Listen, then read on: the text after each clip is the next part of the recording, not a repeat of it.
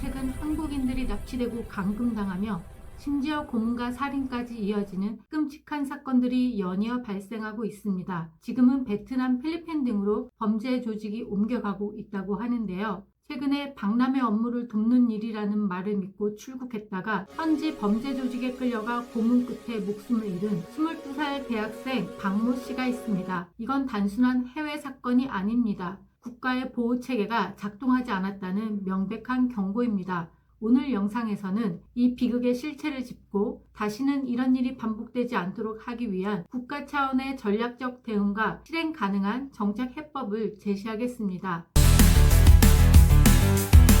안녕하세요. 아리케TV 유존선 PD입니다. 22살 청년 박모 씨에게 실제로 벌어진 사건부터 먼저 짚어보겠습니다. 7월 17일 박모 씨는 현지 박람회 업무를 도우면 돈을 벌 수 있다는 제안을 믿고 비행기에 올라탔으나 도착 직후 연락이 끊어졌습니다. 약 일주일 뒤 중국 조선족 남성이 가족에게 전화를 걸어 아들이 이곳에서 사고를 쳐서 감금됐다. 5천만 원을 보내주면 풀어주겠다고 협박했습니다. 가족은 즉시 캄보디아 대사관과 경찰에 신고했습니다. 보도에 따르면 피해자 가족들은 돈 보내지 말고 위치와 건물 사진을 보내라는 안내를 받았지만 감금된 사람이 그런 걸 직접 보낼 수 있겠습니까? 여권은 빼앗기고 휴대폰은 감시받고 있었습니다. 결국 2주 뒤인 8월 8일 캄보디아 캄포주 복고산 인근 검은색 차 안에서 그의 시신이 발견됐습니다. 참으로 안타까운 일인데요. 사망 진단서에는 고문으로 인한 극심한 통증, 그로 인한 심장마비라고 적혀 있었습니다. 함께 감금됐다가 구조된 또 다른 피해자의 증언에 따르면 너무 많이 맞아서 걷지도 못했고 숨쉬기조차 어려운 상태였다고 합니다.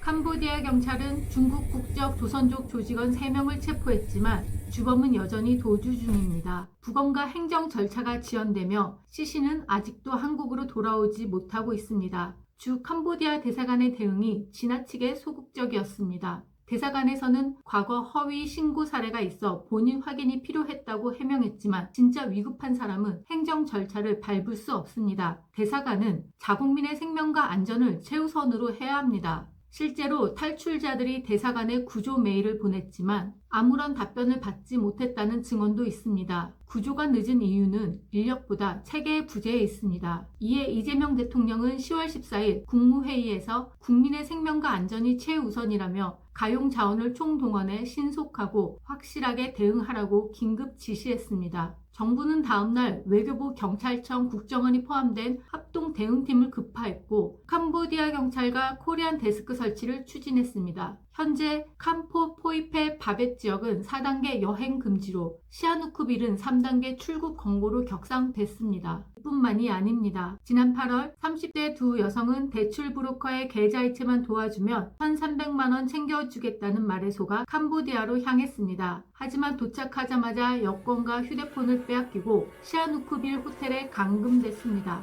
탈출을 시도하자 둘은 강제로 떼어놓고 한 여성은 푸놈펜으로 끌려가 목을 조르고 머리를 책상에 찢는 심한 폭행을 당했습니다. 창밖으로 뛰어내리려 하자 발목을 잡아 끌었고 피로 얼룩진 티셔츠가 그날의 흔적을 말해주고 있습니다. 다른 한 여성 피해자는 유흥업소로 팔려가 옆에 앉아만 있으라던 약속이 2차 나가라는 강요로 바뀌었습니다. 거부하면 폭행이 따랐습니다. 경찰이 출동했지만 조직은 오히려 도망치면 경찰 무마비, 시체 처리비 3천만 원을 내놔라 하며 협박했습니다.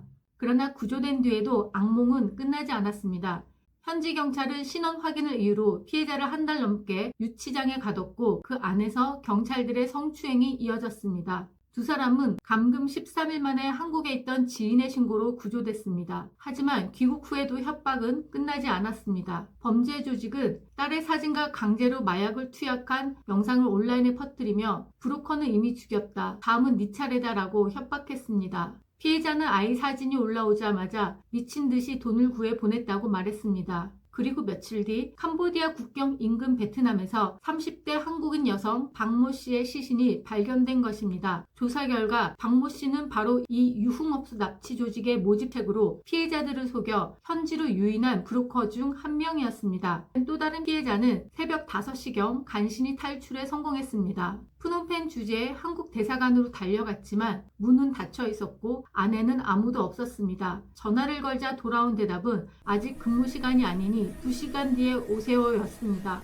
다시 잡힐까 두려웠던 피해자는 대사관 인근 쓰레기 더미에 몸을 숨긴 채 2시간을 버텼습니다. 다행히 지나가던 교민이 상황을 알아차리고 직원에게 연락을 취해 그제서야 구조가 이뤄졌습니다. 같은 시기 캄보디아 현지에서는 쓰레기통 속에서 수십 개의 한국인 여권이 쏟아진 사진이 퍼지며 충격을 더했습니다. 국제인권단체에 따르면 캄보디아 전역에는 이들이 운영하는 이른바 스캠 콤파운드 사기형 감금 단지가 50곳 이상 존재하며 피해자들은 중국인 관리자들이 감금, 폭행을 지휘했다고 증언합니다. 시청자 여러분, 사람들은 왜 이런 사기에 빠져드는 걸까요? 단순히 돈에 눈이 멀어서일까요? 아닙니다. 그 이유는 훨씬 더 절박합니다. 끝이 보이지 않는 취업난, 자금 대출, 카드비, 저신용자들, 지인이 괜찮다고 말해주는 그 한마디, 박람회 통역, 데이터 입력, 계좌이체 도와주기 같은 겉보기엔 합법적이고 평범해 보이는 포장이 사람을 안심시킵니다. 여기에 정식 계약서까지 있으면 누구라도 안전하다고 착각할 수 있습니다. 월 1,500만 원 보장이나 통장 고가 매입 같은 이런 문구들이 메신저와 SNS 구인 사이트에 떠돕니다. 그리고 현지에 도착하며 여권과 휴대폰은 강제로 빼앗깁니다. 이어서 감금과 폭행이 시작되고 피해자들은 보이스피싱이나 로맨스 스캠 같은 불법 범죄 조직의 노동자로 강제 동원됩니다. 말을 듣지 않으면 맞고 탈출을 시도하면 고문이 뒤따릅니다. 그렇게 한 사람의 인생이 순식간에 범죄의 굴레 속으로 끌려 들어갑니다. 이제 캄보디아의 경제 현실을 보겠습니다. 캄보디아의 최저임금은 월 208달러, 하나로 약 28만 원입니다. 일반 사무 서비스직은 27만 원에서 67만 원 수준입니다. 경제 상황을 고려하면 이런 고수익 보장 사기가 얼마나 터무니없는지 명확합니다. 한국은 캄보디아에 얼마나 많은 돈을 지원하고 있을까요? 2025년 기준 한국의 대캄보디아 공적개발 원조 ODA는 하나로 약 4,300억 원 수준입니다. 불과 3년 전보다 2배 가까이 늘었고 캄보디아는 한국 ODA의 주요 수혜국입니다. 그런데 캄보디아 정부는 여전히 수사 공조에 미온적입니다. 한국 경찰이 올해 20건의 국제 공조를 요청했지만 회신은 6건, 응답률 30%에 불과했습니다. 이 때문에 여야에서는 ODA를 외교 지렛대로 써야 한다는 강경 대응이 나오고 있습니다. 그렇다면 우리는 무엇부터 바꿔야 할까요? 첫째, 기술 인프라부터 바꿔야 합니다. 출국 전 인천공항에 위성 메신저 대여소를 설치하는 겁니다. 누구나 보증금만 내면 단기 대여가 가능하게 하고 영사콜센터 번호를 자동 등록해 출국 즉시 긴급 연락이 가능하게 합니다. 동시에 해외 안전여행 앱을 고도화해 원터치 SOS 기능을 새로 넣는 겁니다. 버튼 하나로 GPS 좌표, 최근 통화 메시지 기록이 대사관과 영사콜센터로 동시에 전송되는 구조입니다. 현지 통신사와 MOU 체결을 맺어 피해자 한마디에 5분 내 위치 조회가 가능해집니다. 이 모든 신호는 코리안 데스크로 자동 연계돼 현지 경찰과 같이 즉시 움직이도록 하는 겁니다. 둘째, 대사관은 24시간 비상체계로 전환해야 합니다. 생명 위협 상황에서 근무 시간 핑계는 용납할 수 없습니다. 코리안 데스크는 캄보디아 시아누쿠빌 현지 경찰기관에 2명 규모로 설치 중이니 이를 활용해 대사관의 연계 허브를 두고 영사 1명과 경찰 수사관 1명이 한 조로 24시간 온콜 대기합니다. 이렇게 현지 데스크와 실시간 화상 시스템으로 연결하면 초기 응대가 빨라집니다. 피해자에게 사진을 보내세요, 위치를 보내세요 라고 요구하지 말고 가족이 보낸 캡처나 기록을 대사관이 대리 접수해 즉시 공문으로 현지 경찰에 넘깁니다. 피해자는 살려주세요 한마디만 하면 되는 겁니다. 이는 생명구조의 기본 원칙입니다. 셋째, ODA를 성과 연계형으로 재설계해야 합니다.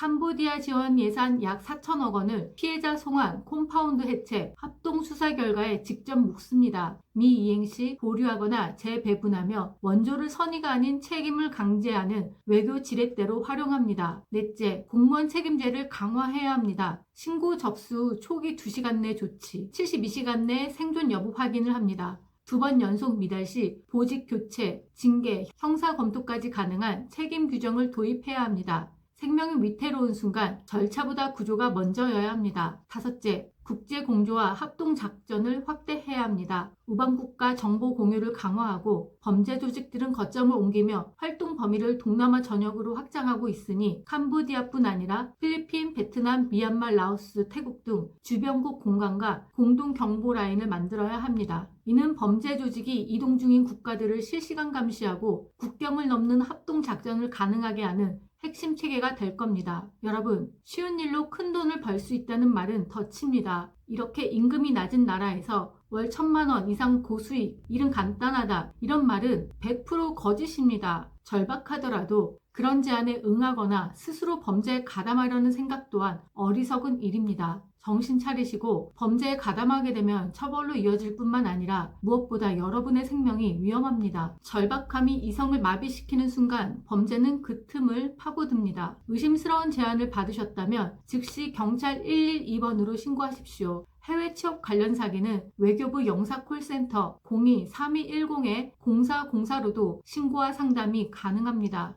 끝까지 시청해주셔서 감사합니다. 여러분의 의견을 댓글로 남겨주세요. 아르케TV 유존선 PD였습니다. 안녕.